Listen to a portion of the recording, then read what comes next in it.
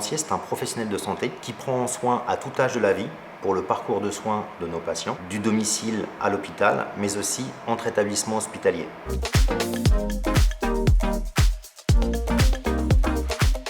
Cet uniforme, c'est une représentation de ma profession. C'est aussi mon cocon professionnel au travers lequel je garde une certaine distance avec l'empathie que je vais pouvoir avoir avec tous les patients que je vais transporter.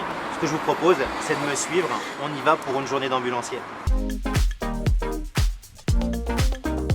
Il est 7 h du matin, je vais pour prendre mon service. Avant de partir, je contrôle bien sûr tous mes niveaux de façon à assurer la sécurité de mes transports.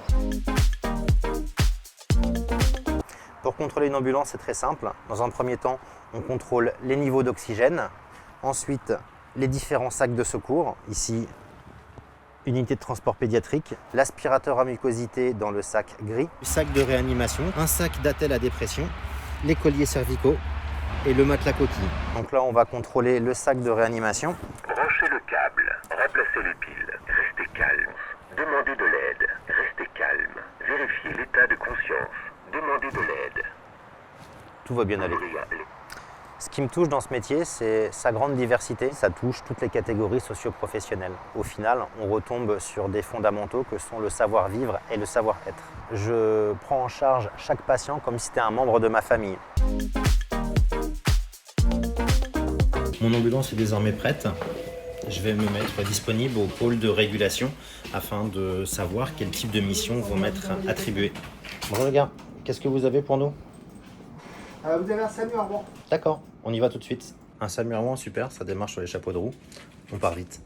Une des idées reçues est que les ambulanciers sont des cow-boys et qu'ils conduisent n'importe comment à toute berzingue.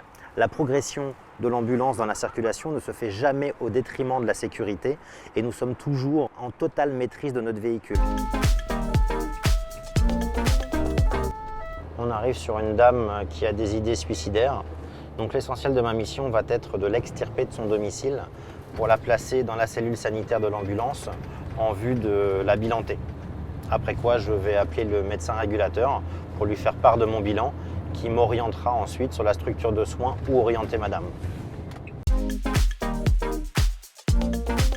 Un geste métier parmi les plus importants, le sens du relationnel. On entend, on écoute, on réconforte. Avoir une bonne condition physique. Être ambulancier nécessite un engagement physique important, comme des portages sur plusieurs étages sans ascenseur, mais aussi des transferts de lit à lit pour déposer nos patients dans les structures d'accueil. Pas de souci. Bonjour.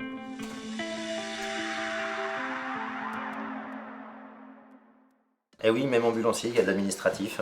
C'est indispensable, il y en a que ça dérange, mais ça fait partie du métier. Pour que mon entreprise puisse se faire payer de ses transports, je vais donc contrôler l'intégralité de mes prescriptions médicales de transport, parce qu'un transport en ambulance, ça ne se passe pas comme ça. Il faut avoir une prescription médicale de transport. Il est 19 h, je viens de recevoir mon ordre de début pour demain matin. En l'occurrence, je commence à 7 h 30. Ce qu'on aime dans les ambulances, c'est l'imprévu. Le fait qu'une intervention à l'autre, rien ne se ressemble, y compris dans notre activité. Donc, on remet ça demain, 7 h 30. Tu as envie d'avoir un vrai métier au service des autres ? Deviens ambulancier. Pour ce, 3 ans de permis de conduire, une visite médicale et tu peux postuler à un institut de formation ambulancier en vue de te préparer au diplôme d'état d'ambulancier, une formation qui se passe en 801 heures dans un IFA. La balle est dans votre camp, on recrute.